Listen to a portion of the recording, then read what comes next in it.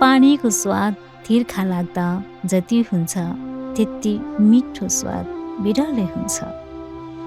नुनको स्वाद अलिनो पछि खाँदा जति हुन्छ त्यति स्वाद अरूमा कमै पाउँछ। देखिँदैन तर आफ्नो अस्तित्व छाडिदिन्छ, बुझिँदैन तर बुझ्न बाध्य पारिदिन्छ।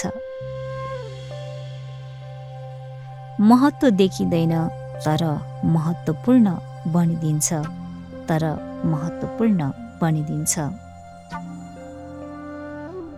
मान्छे आखिर यस्तै स्वादिलो बनिदिन सके कति जाति हुन्थ्यो नि है। भन्नेहरू भनिदिन्छन् स्वादिलो बन्न सकिँदैन रे, भन्नेहरू भनिदिन्छन् स्वादिलो बन्न सकिँदैन रे। हुन पनि हो, चिनी र खुर्सानीको पनि त स्वाद हुन्छ, तर कुन स्वादले लाभ दिन्छ त्यो त छनोटको कुरा हो नि होइन।